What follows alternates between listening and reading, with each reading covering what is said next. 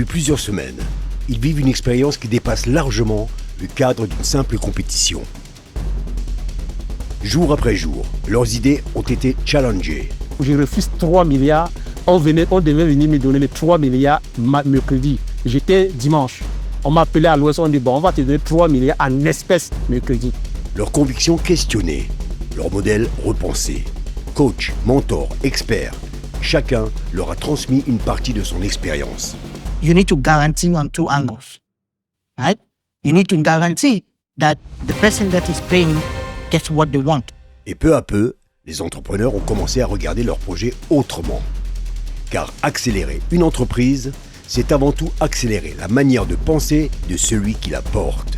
L'une des choses que nous, on a comme problème ici, au Cameroun, en Afrique en général, c'est qu'on nous demande, mais il n'y a pas l'eau, les routes sont compliquées, machin, qu'est-ce qu'on peut faire dans l'espace? Notre souveraineté spatiale, c'est aussi notre capacité à déployer des systèmes qui nous permettent d'avoir une télévision contrôlée.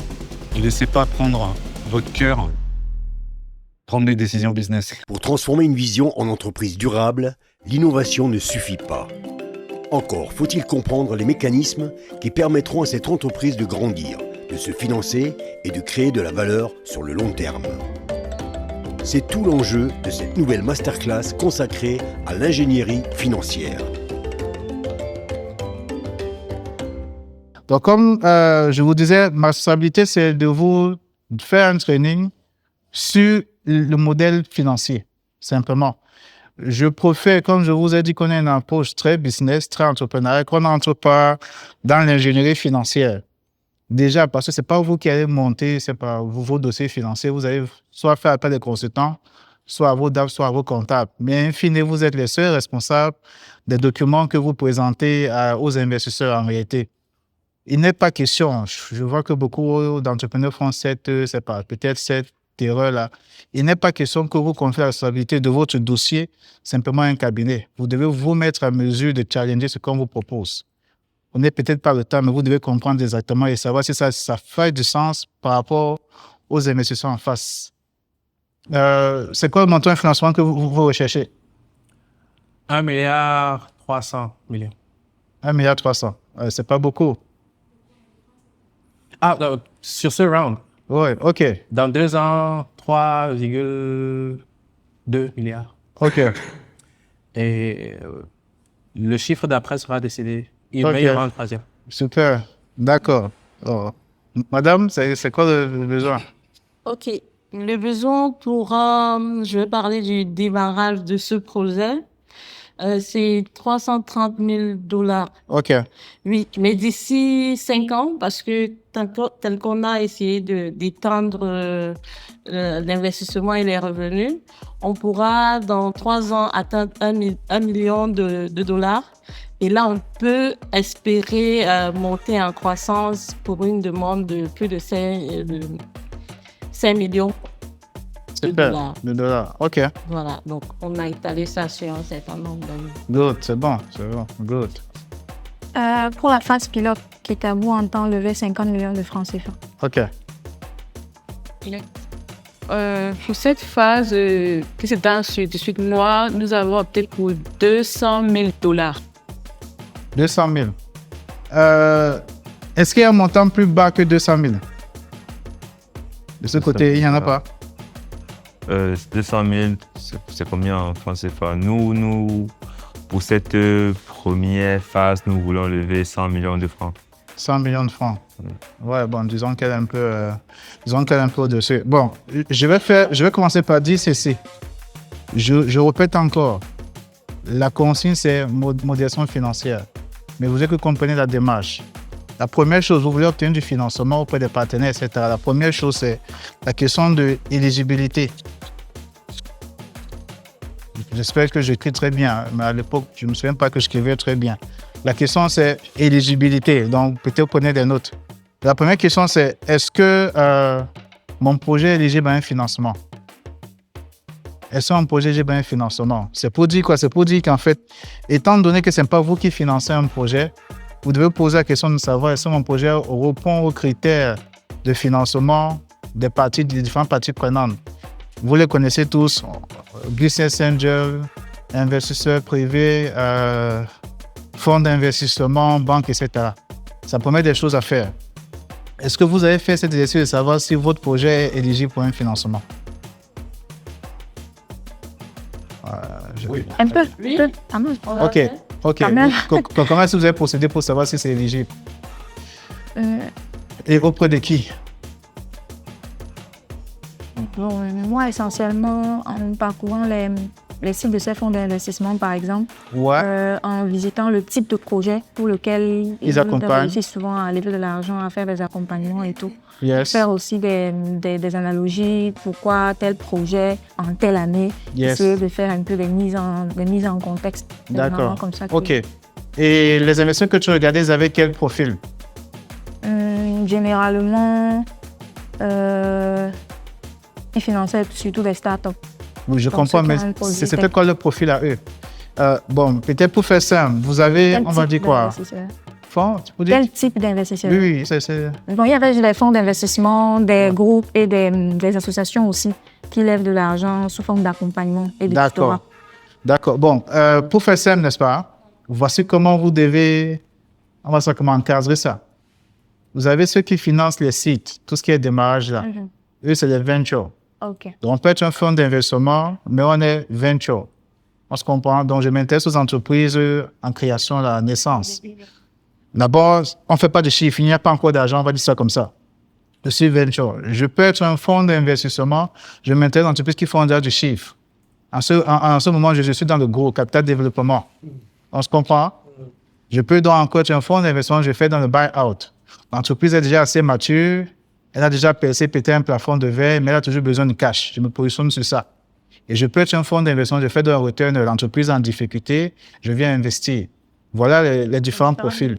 Maintenant, sur chacun de ces profils-là, donc vous devez savoir pourquoi lui s'intéresse à X ou à Y. Pour dire quoi? Pour dire que si je suis un fonds d'investissement, je ne peux pas mettre dans mon site Internet les critères qui m'ont poussé à prendre tel ou bien l'autre, sinon tu vas faire les manipulations. On va dire ça comme ça. Tu vas faire du window dressing et tu vas m'intéresser et puis je vais venir investir. Par conséquent, mes critères d'éligibilité ne vont pas figurer sur mon site. Et c'est souvent de faire simple. Quand vous êtes en site là, en création, c'est les VCs, les venture capital. Il faut qu'on se comprenne. Quand vous faites un chiffre d'affaires, vous êtes en pleine croissance. C'est ceux qui font dans le... Excusez-moi, les expressions sont en anglais, mais on va dire capital développement. Voilà. Maintenant, quand vous êtes en phase de maturité, le chiffre d'affaires est établi, mais la croissance n'est plus exactement comme quand c'était au départ, mais par exemple, une entreprise comme Orange, quoi. Chiffre d'affaires établi, il ne va pas faire un taux de croissance de 50% d'une année à l'autre, ce n'est pas possible pour eux.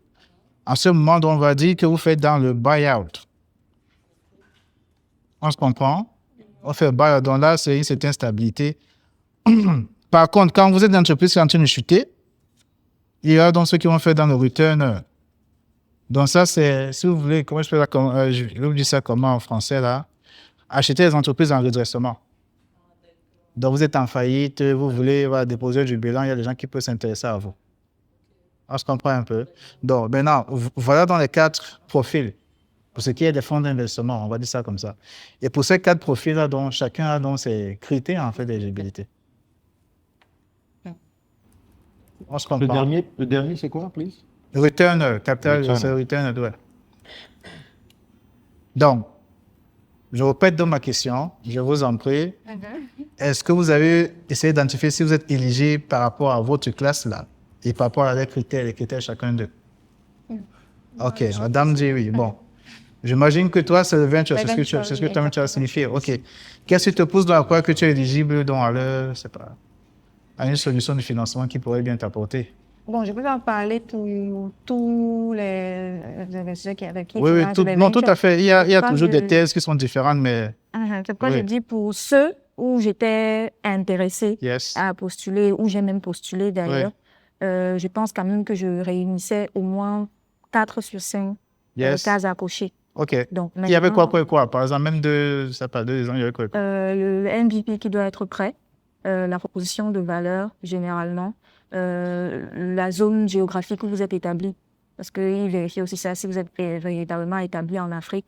Il y a aussi certains critères qui touchent au genre, au profil du promoteur, quelles sont vos valeurs, qu'est-ce que vous essayez de promouvoir, quel est votre profil, en fait, votre carrière. Il y a également des critères concernant l'ambition sur 5 ans. Donc, comment est-ce que vous envisagez après 2, 3 ans, 5 ans, comment est-ce que votre proposition va évoluer en fait sur le temps? Comment est-ce que vous pensez que vous allez vous adapter au fur et à mesure? Tout à fait. Les partenariats, avec qui est-ce que vous travaillez? Tout à fait. Je me sens vraiment boostée et surtout préparée à adresser un discours beaucoup plus institutionnel auprès des investisseurs que Kitabu va chercher à lever aujourd'hui. Bien, maintenant nous avons un exercice de dépôt capital à réaliser. Vous avez là un très grand entrepreneur, un capitaine d'industrie local, connu même de la zone CEMAC. Vous avez un exercice très simple, pitcher devant lui. Le but c'est de le convaincre. C'est le président d'honneur du jury de AFIM. Donc, messieurs, vous n'avez pas droit à l'erreur. Bonne chance à vous. Merci. C'est ce que je voulais vous dire à l'entame de ce propos. Vous féliciter aussi à vous-même, n'est-ce pas, d'avoir pris cette initiative. Notre Cameroun est à construire, l'Afrique est à construire. Et je pense qu'il faut des projets. Il n'y a pas d'entreprise pour employer tout le monde. Et c'est une bonne chose que vous ayez pris l'initiative, n'est-ce pas, de démarrer ces différents projets. On m'a demandé, n'est-ce pas, d'être un des membres du jury, notamment président d'honneur, ce que j'entends du jury. C'est pas forcément parce que je suis le plus compétent, peut-être parce que je suis le plus vieux, enfin je l'assume. Je ne dirais pas que mon avis sur vos projets seront la science infuse, mais je vais vous donner mon avis, mon opinion et peut-être quelques orientations sur ce que vous avez déjà entamé. D'autres pourraient vous donner d'autres compléments pour vous aider à mieux bâtir votre projet. Je suis Dr Ifriki Tadadjeu, fondateur de Nanosatellite Missions Design, qui est la première entreprise en Afrique francophone à construire des satellites et à les lancer. L'Afrique francophone, c'est 21 pays qui utilisent activement chaque jour la donnée satellitaire pour des besoins de télécommunication, de navigation, d'agriculture de précision, de gestion de catastrophes, d'information climatique, bref, pour vivre chaque jour. Le problème, c'est qu'aucun de ces pays n'est propriétaire d'un seul satellite qui permette de faire ça.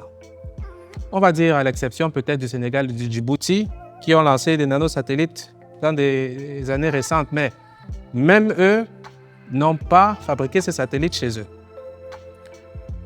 Ça crée une hyperdépendance dont il faut se débarrasser.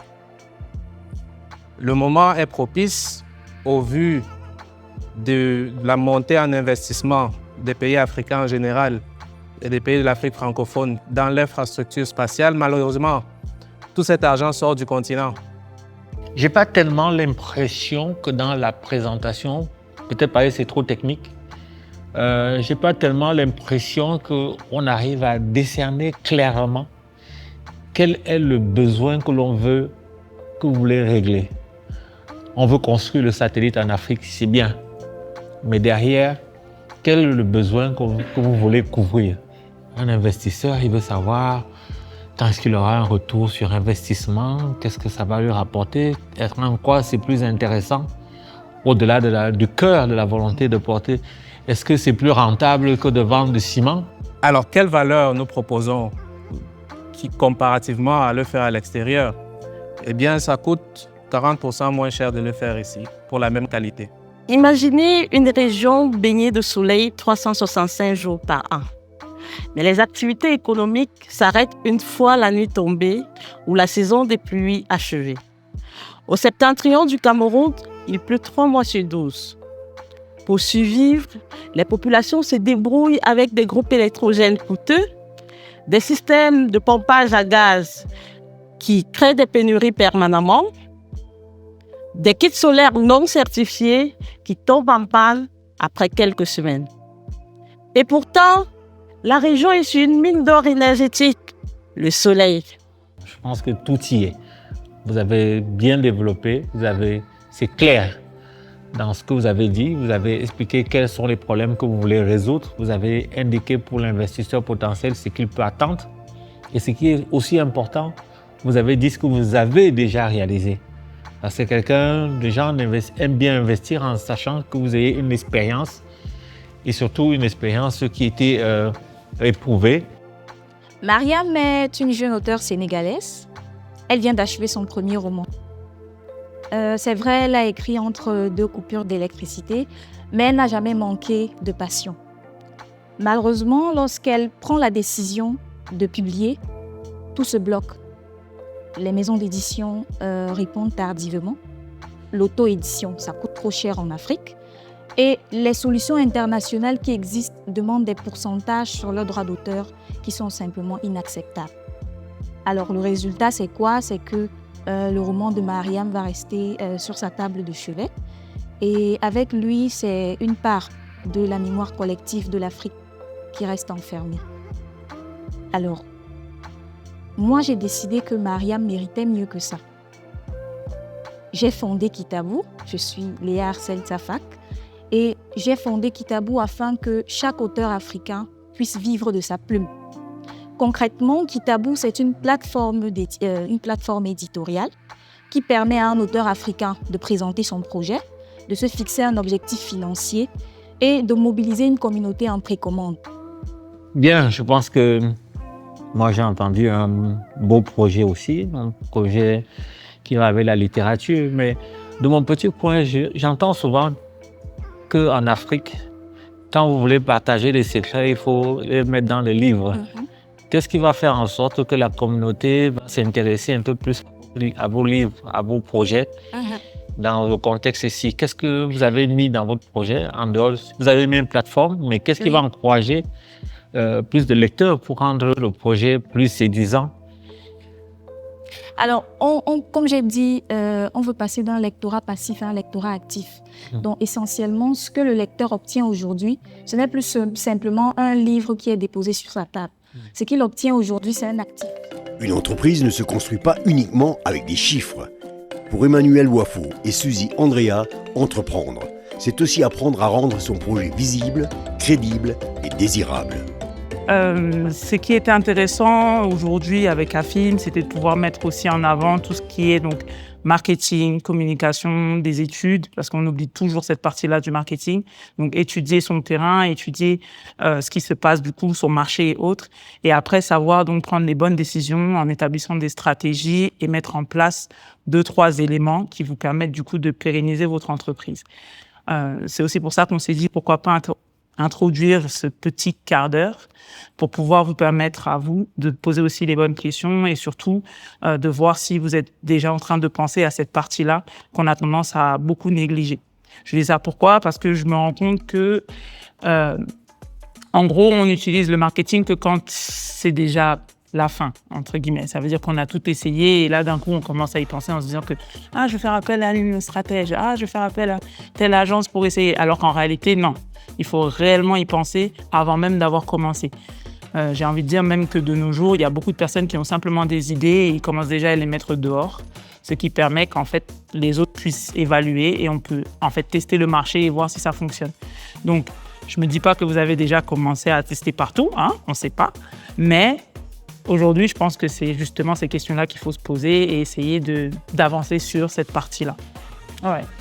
Dis-moi. Ok, je disais, parlant des personnages justement, j'avais eu à dresser des profils, peut-être pas aussi aboutis que ce que vous venez de décrire là, mais je me retrouve quand même dans ce travail-là. Et puis, je me suis demandé à un moment si les personnages, parce que bon, on va pas faire 50 caricatures. On fait généralement 2, 3, moins de 5 de toutes les façons. Ouais. Et puis, je me demande, est-ce que ces personnages-là ne limitent pas un peu je sais pas si je vais dire le travail ou bien l'ampleur de la cible, parce que si on va dans du B2C surtout, on parle bien de particuliers, on parle de profils de vie vraiment différents, on parle de profils de carrière vraiment spécifiques. Donc quand on essaye de limiter au max les informations personnelles qu'on met dans les portraits qu'on dresse, ça permet quand même de ressortir des similitudes en fait, c'est ce que je me dis. Et alors que quand on va plus loin en profondeur dans les habitudes de vie courante du portrait, à un moment, nous-mêmes, on peut... Moi, je suis souvent perdue, en fait. Donc, comment est-ce qu'on fait pour rester dans la marge? Alors, bon, c'est clair que quand tu vas dresser, du coup, le persona, n'est-ce pas, tu vas pas aller préciser que Caroline est archéologue. Même si ça peut être son métier, mais pour dire que c'est clair qu'on va chercher des caractéristiques qui sont communes afin de faire en sorte qu'il y ait quand même une ligne directrice. Maintenant, pourquoi je précise qu'il faut que ce soit le plus précis et détaillé possible, c'est que simplement, dans votre communication, il va falloir chercher à viser maximum deux, mais c'est plus une personne. Maintenant, gardez à l'esprit que si on parle, reprenons toujours l'exemple de Caroline, je parle à Caroline, ça n'empêche que Stéphane peut justement se retrouver dans ce que je dis. Pourtant, Stéphane, c'est pas une femme, par exemple. Vous voyez ce que je veux dire? Mais il reconnaît des similitudes. Et l'être humain est assez intelligent pour savoir que, voilà, on parle de telle problématique, je rencontre la même problématique, ça me parle également. J'ai également besoin de ça, en fait. Il ne faut pas se dire que parce qu'on est précis, peut-être que les autres vont pas se... Ça, n'ayez pas de doute sur ça, les gens se reconnaissent. C'est pas un souci. Mais on précise juste les personas-là pour simplifier votre communication à vous. Et c'est surtout au départ. Au départ, quand vous venez de vous lancer, c'est plus facile de parler à une personne que d'en parler à 16. Quand on commence à avoir le budget de McDonald's, là, on peut parler à 16. Il n'y a pas de problème. Mais au départ, au vu du fait qu'on est dans tout ce qui est itération et autres, on se bat, on essaie de faire avancer la chose et que surtout chaque centime compte, on doit d'abord se focus sur un persona, maximum 2. Et on répond à ces personas-là. Et vous allez voir que si on parle par exemple de contenu réseaux sociaux, les gens vont venir avec d'autres questions et vont vous donner matière à pouvoir améliorer encore plus votre communication. Mais c'est pas pour vous restreindre, c'est juste pour simplifier les choses derrière. Quand on s'adresse à trop de personnes, on se perd en fait. C'est plus par rapport à ça. Je m'appelle Jonathan Djideux, je suis le CEO et cofondateur de EcoVert, cette entreprise qui fait dans la valorisation de nos déchets agricoles pour la fabrication des emballages papier 100% écologiques et durables en Afrique. Nous produisons des shopping bags, des cartons, des gift box, etc. en fonction des besoins de notre clientèle. Nous sommes une équipe constituée de 6 personnes. Moi, je suis le CEO. Il y a M. Wango Fogwe qui est le COO. Il y a Florent Goufa qui est notre CTO. Anaïs Azamo qui est la CMO. Tout se passe dans cette boîte de commande. Cette boîte de contrôle et de commande. Ici, nous avons la gestion de tous les équipements qui sont dans l'usine. Ici, il y a l'allumage de toute l'usine. Ensuite, nous avons le réacteur qui est mis en action. Nous avons également les différentes prises et nous avons notre raffineuse qui est mise en action également. Maintenant, le réacteur, pour l'actionner, nous l'allumons. Après avoir mis la matière première dans le réacteur, nous allumons le réacteur. Le réacteur fonctionne comment? Ce qui se passe, c'est qu'il y a une forte température et une forte pression à l'aide d'un produit, un produit qui permet d'extraire la cellulose. Donc, tout cela se passe en milieu très chaud et avec une certaine pression de travail. Maintenant, ici, qu'est-ce que nous faisons? Nous gérons 2 paramètres, la température de travail et la vitesse d'agitation. Lorsque nous actionnons le réacteur, ce qui se passe, c'est quoi? Nous commençons à 4 tours par seconde pour pouvoir effectuer le mélange pour que les matières premières se mélangent efficacement. Ce que nous mettons à l'intérieur, c'est la fibre de bananier. Ouais, ça, c'est la fibre qui est issue du tronc de bananier. Cette matière contient énormément de cellulose et c'est ça que nous voulons extraire de cette matière parce que c'est ça justement qui nous intéresse. Lorsque nous faisons l'extraction à l'aide de notre réacteur, nous obtenons la cellulose. Ça, c'est la cellulose. Tout papier est fait à partir de cette matière première qui est de la cellulose.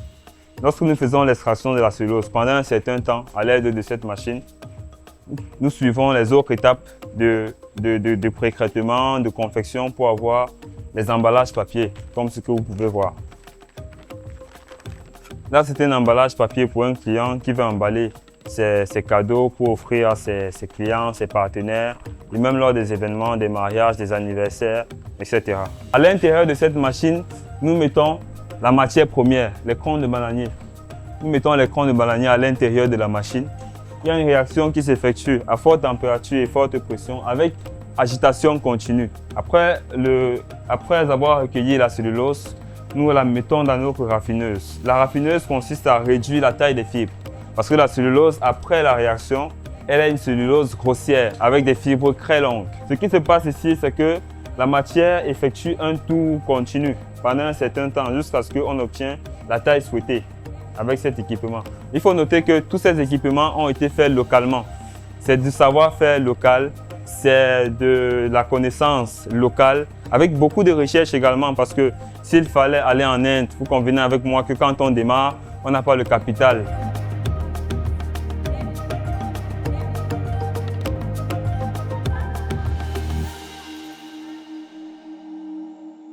Le business plan n'est pas un simple document, c'est la traduction d'une ambition. Il raconte où l'on va. Une réflexion de Rolling Foucault partage aujourd'hui avec les entrepreneurs, accompagné de Flavien Kouadja, dont le parcours illustre la force d'une stratégie bien construite. Un des brillants entrepreneurs du Made in Cameroun qui est un magicien. Pour ceux qui connaissent le concept de magicien ou titan. Donc, je ne vais pas parler à sa place. Donc, merci encore d'applaudir pour Flavien Kouadja qui va lui-même se présenter. You have the floor. Merci beaucoup, Roland. Je vais rester assis si ça ne vous pose pas de soucis. Merci, je me sens flatté par tes mots. Surtout les mots de quelqu'un qui m'a vu faire mon parcours, parce que je suis entrepreneur depuis 2017, un peu plus d'ailleurs, 2016, fin 2016. Et j'ai le plaisir à chaque fois de dire que je suis entrepreneur par conviction. C'est-à-dire que j'ai décidé de me lancer dans l'entrepreneuriat parce que je croyais en mon projet. Et c'est peut-être amusant ou ça peut paraître prétentieux, mais en tout cas, ceux qui le qualifieraient comme ça ne sont clairement pas sur la même longueur d'onde que moi. J'ai commencé à être entrepreneur à 24 ans. J'ai touché un salaire à 7 chiffres en multinationale, avec tout le confort que vous pouvez imaginer. Mais parce que je pensais que je pouvais apporter quelque chose de précis dans un secteur qui, pour moi, était extrêmement fracturé, je me suis dit, je dois me lancer. Parce qu'en réalité, on est tout le temps en train de parler de l'opportunité pour l'Afrique, pour le Cameroun, pour les pays qui nous entourent, mais on ne se demande pas qui va le faire. Quand est-ce que ça va se faire? Si ce n'est pas nous, qui? Si ce n'est pas maintenant, quand? S'il y a une chose que vous devez retenir, je vous le dis avant de commencer, je vais détailler. Le parcours de l'entrepreneur, c'est un parcours sur le long terme. L'entrepreneuriat, c'est la résistance. Ce n'est pas la course. Et c'est vrai que c'est amusant de dire ça en 2026, à un moment où tout le monde veut aller vite. C'est-à-dire qu'aujourd'hui, on vit des buzz sur Internet. Ça traduit effectivement l'état d'esprit dans lequel les gens se trouvent. On veut lancer un projet aujourd'hui et que ça marche demain. Mais la plupart des gens que vous voyez autour de nous, ceux qu'on appelle les milliardaires, moi je dis ça comme ça, dans le langage commun, c'est des gens qui ont 30 ans, 40 ans de business et qui ont des échecs dont vous n'avez pas idée. Donc c'est important que nous, en tant qu'entrepreneurs, on comprenne que le parcours va être long. Et parce que le parcours va être long, il faut qu'on se mette dans les conditions pour pouvoir tenir sur la durée. Donc, je reprends sur mon parcours. Moi, je suis né et j'ai grandi au village. Lorsque j'arrive à Douala, dans les années 96, 97, je me rends compte de combien j'arrive au deuxième trimestre. Bon, moi, j'ai la chance d'avoir de bons gènes. Ça aussi, il faut le dire. J'arrive au deuxième trimestre de l'année 97 et je suis surpris que, après un examen avec un 16 de moyenne, le deuxième agent 12. Et moi, je demande à mes parents, mais qu'est-ce que les gars font? Qu'est-ce qu'ils font à l'école? Qu'est-ce qu'ils étudiaient pendant que moi, je n'étais pas là? Je me rends compte que j'ai tellement de temps, mais je suis dans un collège d'enseignement technique, le collège de La Salle, où à l'époque, on n'acceptait pas des jeunes de moins de 14 ou 15 ans. Et moi, j'entre au collège de La Salle, très jeune, et avec la condition que si je n'ai pas une certaine moyenne, je serais parti au bout du deuxième trimestre ou au bout d'une année ou plus. Et donc, j'explose les compteurs. J'explose les compteurs, mais surtout, je trouve que j'ai énormément de temps. Je trouve que j'ai trop de temps. Quand l'école se termine, je suis le genre d'enfant qui n'avait pas besoin d'étudier quand j'étais à la maison. Pendant que le prof parlait, j'ai déjà compris. Et donc, le soir, j'ai rien à faire. Je n'ai plus besoin de réétudier parce que j'ai l'impression que je suis en boucle. Et moi, je me rends compte que, étant jeune, tout le monde m'envoie à l'entrée du collège. Je ne sais pas si vous connaissez un peu le collège de La Salle. Les premières années, deuxième année sont au fond du collège. C'est genre 800 mètres à 1 km de marche pour arriver au portail. Et puisque moi, j'étais parmi les plus jeunes, on m'envoyait à Petit, va acheter les lotus parce qu'il fait très chaud dans la salle de classe. Petit, va acheter les lotus, Petit, va acheter les lotus. Et toutes les 30 minutes, on m'envoie acheter des mouchoirs. Et je me dis, mais attends, il fait extrêmement chaud au collège. Pourquoi est-ce que je ne résous pas ce problème-là? Je demande à ma mère, mais en fait, les lotus se vendent comment? Et elle se renseigne, elle me dit, en fait, le paquet de 10 lotus, c'est à 600 francs. Et je dis, mais 600 francs, ça veut dire que je fais 40% de marge si je vends les lotus? Elle me dit, oui. Je garde mon argent de poche. À cette époque-là, j'avais 50 francs, 25 ou 50 francs par jour. Je garde mon argent. Au bout d'un mois, 2 mois, j'achète un premier paquet de papier mouchoir. Je dépose chez une dame à l'entrée, les dames qui vendent à manger là. Et à chaque fois qu'on dit, Petit, va acheter un lotus, je viens prendre un lotus chez la dame, je livre. Et à chaque fois qu'on m'envoie, je prends un lotus chez la dame et je livre. À un moment, je vous assure que j'avais franchisé les papiers. Il y avait un représentant dans chaque salle de classe où je disais que tu as tes 5 mouchoirs tous les matins et quand tu vends, tu as 100 francs, tu me donnes 400. J'avais fait des franchises dans le collège au point où on a failli me renvoyer. Ce que tu fais, ton secteur d'activité, doit être cohérent avec le contexte. C'est important de proposer un produit qui ne va pas être banni.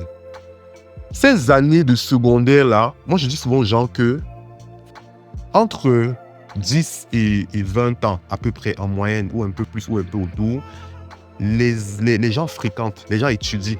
Moi, entre 10 et 20 ans, j'ai appris à faire du business. Parce que j'avais l'impression que j'étais tellement disponible qu'il fallait faire quelque chose. Il fallait mettre mes compétences que j'avais et j'ai toujours eu une facilité de contact. Si je dis que je rentre quelque part et que je veux sortir avec quelque chose, je rentre et je sors. Aujourd'hui, même mes collaborateurs, même mes commerciaux au bureau savent que si un dossier a déjà bloqué jusqu'à ce qu'il n'y a plus moyen, je démarre ma voiture, je pars, je rentre avec. Et c'est une conviction que moi j'ai toujours eue. C'est-à-dire entre l'IUT, entre le collège de La Salle, l'IUT où je suis parti après, où on est arrivé et on a mis en place un événement qu'on a appelé l'après-midi des traditions, où je me souviens très bien qu'à 19 ans, j'ai organisé un événement de plus de 80 millions de francs, où on a mobilisé 80 millions de francs. Mais que je suis parti le soir de cet événement-là, de l'IUT à chez moi à pied, parce qu'on avait tellement investi dans l'événement que, à la fin, toutes ces choses m'ont amené à comprendre que, comme ma grand-mère nous disait toujours, tu n'as que 2 choses à faire si tu veux réussir. La première des choses, ne te rassasie jamais. Parce qu'un homme qui se rassasie, c'est quelqu'un qui ne réfléchit pas à ce qu'il va manger demain. Et nous, très tôt, elle nous a appris ça. Quand tu mangeais et que tu es affalé sur la chaise, tu n'arrives plus à marcher, elle te battait sérieusement. Elle nous disait, un homme ne se rassasie jamais. Il faut toujours laisser un petit vide qui te rappelle que tu dois travailler pour être capable de manger demain. La deuxième chose, c'est de croire en toi. Chaque entrepreneur construit son réseau d'acteurs. Il y a 3 choses qui font réussir une entreprise. La ressource technique, la ressource financière, la ressource humaine. Aujourd'hui, on va échanger sur un aspect du business plan qui n'est peut-être pas assez connu parce qu'avec 30 ans d'expérience dans les business plans, mon cabinet a 22 ans même, mais ça fait 30 ans que je fais le business plan, nous avons compris que le business plan, c'est une attitude. Et dans le vocable business plan, à la date d'aujourd'hui, nous y mettons le business plan proprement dit, on y met du leadership et on met de la levée de fonds. En termes de levée de fonds, nous avons poussé le bouchon loin. Aujourd'hui, on ne parle plus de recherche de financement. Nous parlons plutôt de recherche de ressources. À la suite, il y aura un petit exercice à temps réel. Vous allez chacun, pendant 5 minutes, venir ici devant, faire le pitch. Et ensemble, on va se dire 1 ou 2 choses là-dessus. Alors, qu'est-ce qu'un pitch? Je ne sais pas si tu peux nous lire ce qui s'affiche à l'écran. Le petit encart. Qu'est-ce qu'un pitch? Oui, vas-y. Qu'est-ce qu'un pitch? L'objectif du pitch est de vendre votre produit, votre entreprise, vous-même. Dans un court laps de temps, une présentation solide est l'occasion de capter l'attention des investisseurs et d'instaurer la confiance. OK, vous devez instaurer la confiance des investisseurs. Il faut bien qu'on se comprenne. Et pour instaurer la confiance des investisseurs, il faut bien évidemment que vous sachiez ce que les investisseurs recherchent. Il faut qu'on se comprenne bien. Mais au préalable, vous devez comprendre pourquoi est-ce que dans notre environnement, les grandes entreprises peinent à lever les fonds.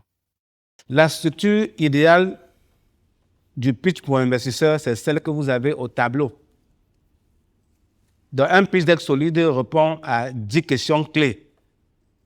Est-ce que Kitaboo peut nous donner les 10 questions clés? À quoi doit répondre un pitch deck? Allons-y. Un pitch deck solide répond à 10 questions clés. Première question, le problème. Deuxième, la solution. Troisième, les opportunités de marché. Quatrième, le modèle économique. Cinquième, traction et validation du marché, je suppose. Sixième, avantage concurrentiel. La septième question, quelle est la stratégie de mise sur le marché? La huitième question, les finances. Neuvième question, l'équipe. Et enfin, la demande. OK. Voilà les questions clés qu'on doit retrouver dans un pitch deck. Ne faites pas de la narration. Exprimez quelque chose que vous avez bâti pour les autres. Est-ce qu'on se comprend? Ne faites pas la narration, exprimez quelque chose que vous avez bâti pour les autres.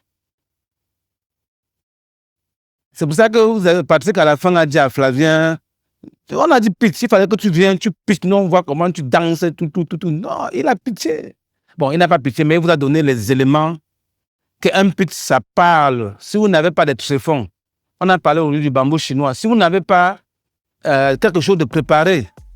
Nous voulons dire merci à FIM. C'est vrai que merci est peu dit. Nous sommes partis de zéro pour être des super-héros de l'entrepreneuriat de demain grâce au programme d'accélération que AFIM a bien voulu nous accorder. On sait tous que l'écosystème camerounais regorge de nombreuses plantes aromatiques qui, s'y transformées dans les normes, produiraient des tonnes de boissons chaudes, fiables, naturelles, à bas prix et qui répondraient mieux aux besoins spécifiques des Camerounais. C'est dans ce sillage que s'installe Joina Center, une entreprise camerounaise spécialisée dans la transformation des plantes aromatiques en infusion pour boissons chaudes et aussi des extraits des huiles essentielles de ces plantes aromatiques en baume pour massage et relaxation. Depuis 2021, Joina Center est parrainé par une équipe de chercheurs, parmi lesquels des professeurs d'université, des kinésithérapeutes, des biochimistes, des biophysiciens. Et avec cette équipe, nous avons pu conduire Joina Center aujourd'hui sur un marché mondial de boissons chaudes, bien sûr. Et nous comptons être d'ici 2030 les leaders en la matière, pourquoi pas en Afrique et pourquoi pas dans le monde. Depuis 2022, nous avons commencé avec un chiffre d'affaires de 3 millions de francs CFA. En 2022, nous sommes passés à 8 millions. 2024, 63 millions. 2025, 82 millions. Aujourd'hui, nous continuons à promouvoir le bien-être au naturel grâce à ces produits de Joina. Et nous avons besoin, pour satisfaire la forte demande, rappelez-vous, figurez-vous, nous sommes à plus 8,2% de croissance du marché des boissons chaudes par an dans le monde. Nous avons besoin pour cela d'un montant de 500 millions de francs CFA pour mettre sur pied une équipe ou alors un laboratoire ou alors des boissons chaudes premium de qualité, accessibles et disponibles pour tous les Camerounais. Quel est votre chiffre? Quel peut être votre chiffre d'affaires dans 10 ans? Dans 10 ans, si nous regardons la progression actuelle, on peut être en train de tourner autour de minimum 1 milliard. OK. Quel est le chiffre d'affaires que vous avez prévu dans votre business plan que vous allez faire dans 10 ans? Dans votre chiffre d'affaires, vous avez pensé que vous pouvez faire quel chiffre d'affaires dans 10 ans? Moi, personnellement, si je vais faire la projection, je vais dire 1 milliard. Savez-vous qu'en 2026, envoyer de l'argent en Europe est si simple et facile? Or, lorsqu'il s'agit pour un commerçant de transférer de l'argent ou bien de payer son fournisseur dans un pays africain voisin, là surgit un très grand problème. Et pourtant, il existe plus d'1 milliard de comptes mobile money en Afrique. 150 millions d'utilisateurs actifs en zone CEMAC et CEDEAO, générant ainsi des milliards de dollars chaque année. C'est vrai qu'il y a eu un bon point. Le fait que l'argent, c'est pour se mettre en conformité. Parce que j'aurais posé une question. Est-ce que Boom Express est protégé? Quelles sont les protections envisageables? Et tout ça. Mais quand je dis que c'est de la narration, il n'y a pas un rêve qui est vendu. Il n'y a pas un rêve qui est vendu. Si on a 150 millions à mettre pour que tu rembourses 300 ou 400 millions, donc c'est en 10 ans. Non, on met ça tout de suite. On part davantage motivé, soyez-en sûrs. Aucunement désespéré, mais plutôt motivé. Est-ce que vous connaissez ce mot-ci? Qui peut lire? Le mot intérêt, c'est quand les gens ont intérêt qu'ils vous suivent. C'est par rapport à Boom Express et peut-être vous tous, c'est que Boom Express s'est adressé aux clients au lieu de s'adresser à l'investisseur. Quel est l'intérêt de l'investisseur? L'investisseur, c'est un colleur de roues. Est-ce que donc il visualise qu'il y aura beaucoup de voitures dans votre parking et que vous viendrez coller les roues chez lui? Oui, il investit. Non, il n'investit pas. Est-ce qu'on se comprend? Est-ce qu'il a un intérêt? Donc notez aussi ça. Il ne faut pas confondre le client et l'investisseur. Et les deux sont des cibles. C'est vrai que c'est vrai. Bon, on va pas. L'occasion n'a pas permis qu'on aille encore un peu plus loin. Mais je pense l'avoir dit ici aujourd'hui que quand vous créez votre start-up en attendant que les clients payent pour faire quoi que ce soit, c'est déjà échoué. Parce que si vous vendez plutôt l'intérêt de l'investisseur, qui est le fabricant de machines, il a de quoi trouver vos clients à votre place. Est-ce qu'on est d'accord? C'est tout. Supposons que le gars met la machine en sachant peut-être que bon, il n'a pas confiance, mais il met quand même la machine. Parce que vous avez un titre foncier que vous avez engagé, je dis n'importe quoi. Donc le gars met sa machine, si ça se passe mal, il récupère votre terrain, n'est-ce pas? Sauf que quand vous dealez et qu'il vous donne véritablement sa machine, et qu'il a en backup votre terrain, que ça ne marche pas, il prend, ce gars va aussi travailler pour que vous ayez des clients. Est-ce qu'on se comprend? Donc il y a cette petite chaîne-là qui peut souvent se créer. Le problème, c'est de faire que les gens, que certaines personnes conséquentes s'engagent d'être avec vous. C'était vraiment pas facile aujourd'hui. Nous avons eu à travailler sur nos pitchs afin de les améliorer. Mais avec l'intervention de Flavien Quacha, j'ai pu trouver la détermination pour pouvoir avancer. Aujourd'hui, on voyait tout ce qui tourne autour du marché, de notre solution Boom Express, tout ce qui tourne autour de notre valeur ajoutée, qu'on ne cesse de marquer à chaque fois, de marteler à chaque fois qu'on prend la parole. Et aujourd'hui, on a pu voir qu'il y a encore quelques couacs qu'il fallait mettre à jour. Pour conclure cette phase d'accélération, Lionel Mbionje partage avec les entrepreneurs son expérience de bâtisseur d'écosystème et sa vision de l'innovation en Afrique. Chacun de vous va prendre la parole. Parce que le but ici, ce n'est pas de mémoriser les slides, doit être présenté là-dedans. C'est pouvoir faire le lien entre ce qui doit être fait et nos différentes startups. Parce qu'à la fin de la journée, le one-to-one de base nécessaire, il faut être précis et concis. Dans le dimensionnement, temps, sommes. On va commencer par le premier, qui est le dimensionnement temps total addressable market. C'est le marché théorique, pour résumer. Ça veut dire qu'aujourd'hui, quand je vois Boom Express qui fait nos transferts d'argent, je me dis d'entrer le jeu que le marché premier, c'est tout ce qui est un téléphone portable. Il peut faire transaction mobile money. Et si je vois ce que la façon du mobile au Cameroun, nous sommes à peu près à 98%. Donc pratiquement 22 millions de Camerounais qui sont ici. Ça, c'est le marché théorique Boom Express, par exemple. Le service de service available market, qui est en marché accessible. On s'approche même de la réalité. Et on va se faire un peu le tour de table aussi pour voir. La formule simple du marché accessible, c'est que derrière, c'est le potentiel global. Nous avons fixé dans le marché théorique, multiplié par la cible que nous voulons atteindre en réalité. C'est l'écologie de la collectique, sur les chiffres que j'ai annoncés. Elle est concrète. Quelle est la cible que tu fixes dans le fait de jeu? Et c'est elle qui va devenir ton marché accessible. La politique, elle est vaste. Il n'y a pas que les gros partout qui sont. Il y a de la place. Mais là, il faut que je sois en mesure de définir quelle est la niche sur laquelle je vais me lancer. Une autre journée riche en enseignement, riche en expérience. Aujourd'hui, nous avons touché de près l'aspect dimensionnement et proposition de valeur de nos projets.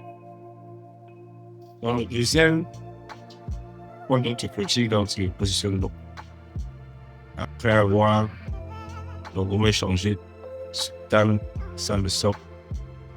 Nous allons voir donc la clé, la vision stratégique de notre projet. Parce que nous connaissons chaque positionnement. Positionnement, j'aime le résumer en cette phrase.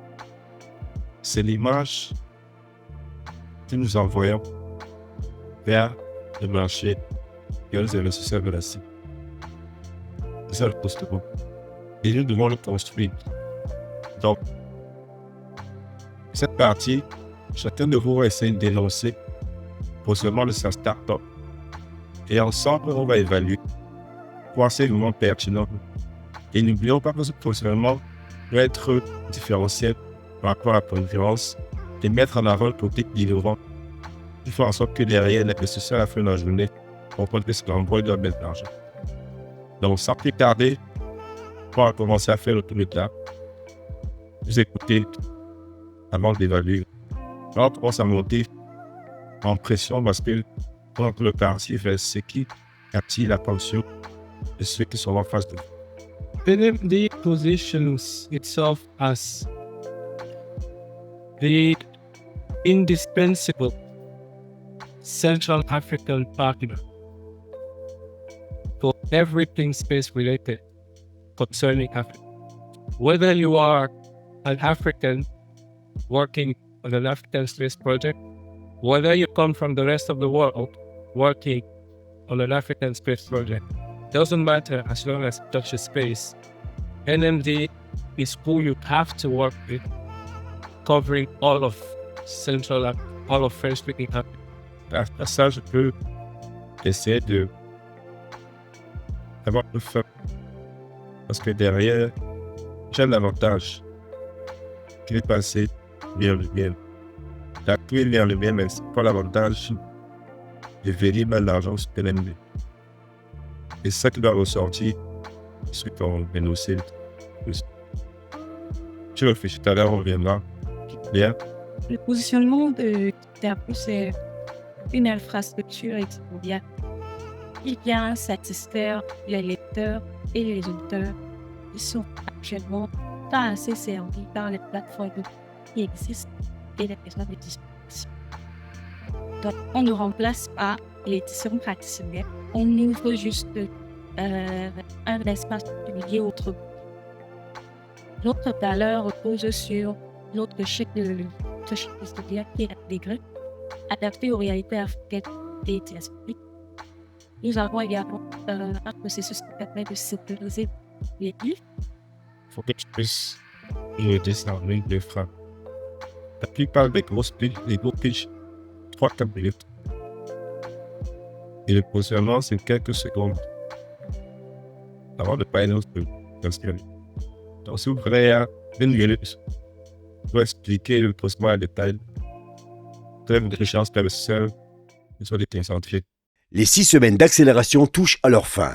6 semaines d'apprentissage, de rencontres, de remise en question. J'ai un seul mot, transformation.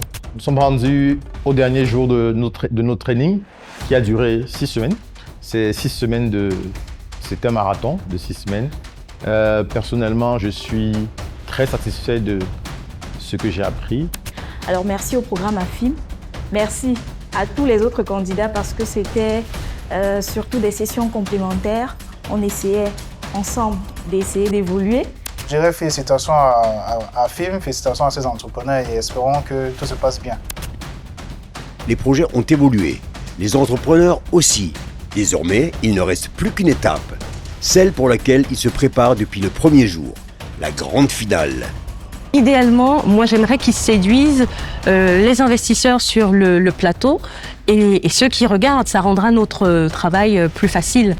Là où leurs idées ne seront plus seulement évaluées, elles devront convaincre. Convaincre un jury, convaincre des investisseurs, convaincre que leur vision mérite d'être accompagnée dans le prochain épisode. Les portes de la finale s'ouvrent enfin.